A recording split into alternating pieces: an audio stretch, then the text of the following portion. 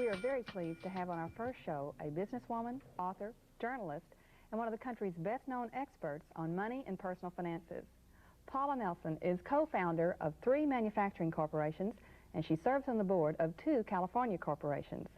She is the author of the best-selling book, The Joy of Money, the guide to woman's financial freedom. She is currently a national lecturer on the economy and personal money management. You probably know her best through her appearances on NBC's Today Show. I'd like to extend a very special welcome to Paula Nelson. Thank you for joining our series, Paula. Thank you, Marianne. One thing that I've been very impressed about in reading your material, and that students have responded to very favorably, is that you tend to think that everyone can gain control of their personal finances. You don't have to be an expert. So I'd like to ask you what you think the role of money plays in your life personally and can play in anyone's life. Let me digress just for a second. I think that the 2 things that, in effect, anyone can take control of their personal finances, anyone can be as successful in the financial world as they want to be, that's a true statement. Without being an expert, I think that I want to comment here on the word expert. I think we need to be knowledgeable. We need to gather as much material as we possibly can. I think it's the difference between being an expert and being informed. And so it's a process that says the concept of setting your goals and the process then of going out and gathering the material that allows you to make the various decisions as you go along. Goals is a very important point, and I noticed that in a lot of your writings. How do you feel about goals in money management? I think they're crucial. When I take a look at really anyone who's been successful, I take a look at anyone from Margaret Mead to major corporations, to anyone who's wanted to get from step A to step B or step A to step Z, they have used some sort of goal planning. And I think that a lot of people avoid a 1-year goal or a 5-year goal. I know when I started working, I thought my idea of a long-term goal was 6 days because that was 1 day short of payday. And so I thought in those terms, and I think expanding your horizons that say, what do I want to do over a longer period of time is important. One of the stumbling blocks that people run into with respect to goals, whether it be financial or whether it be overall life goals, is that we get so fixated on the goal itself that we forget the stepping stones that are involved, and we forget to enjoy the process, because the way to a particular point is through. And that's particularly crucial for us to understand, because it's a mistake I have made in my own life. For a very long time in using goals, I have known that they were the right concepts, but I've been so focused on the end result that I forgot to enjoy the process along the way. And this particularly happens with respect to money. People get obsessed, they get fixated, they say, oh, I want to be a millionaire, and they get these kind of power urges, or they say, gee, I really don't want anything to do with it.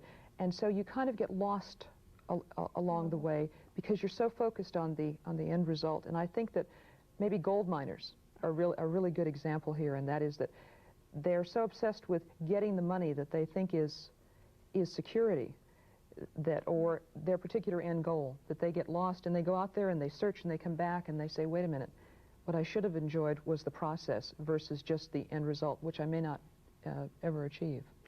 Well, I also noticed in your reporting that your attitude is very positive about money management. How important do you feel attitude is? And attitude is, first of all, you're alive, and second of all, you have an attitude, which basically says that that a glass of water is half full or half empty. It's either, it's the old saying about the 2 people who were a prisoner in a cell, and one said, oh, look at the ground, and the other one says, what a lovely blue sky.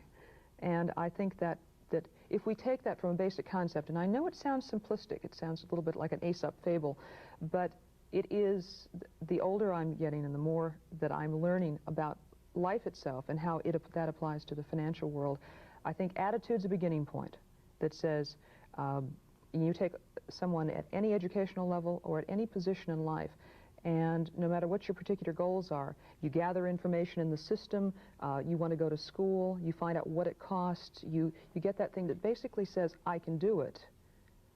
And if you take it from that standpoint, then you can fill in the rest of the puzzle. But until you say you can do it or you want to try, you have no chance of beginning. How important is education in this process of saying I can do it? I'm not sure which precedes which. I don't know if it's first it starts with a desire and then you go about filling in the information. I think first of all you have to want something, because if you don't want something, nothing pulls you along. There is no energy pull that takes you into a particular channel. I think I would say, first of all, you have to want to do something, and then the second step is education.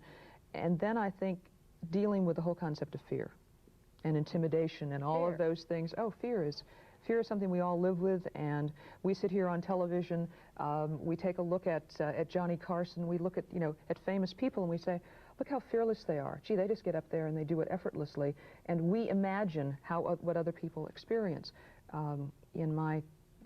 I think steps all the way along in my life, and I know of my friends, they experience fear constantly, and I think it's much more a matter of how you deal with that fear. And I'll give you an example. Someone decides they want a loan for a car, or they want to get a small business administration loan to start a new company, or they want money for anything. Number one, the first thing we face is that concept of fear. I'm going to get turned down from the banker. The banker's the authority figure. I'm going to go in there and I have to ask mommy or daddy for the loan. And this is how adults feel. I don't even want to think about how younger people feel. Yeah.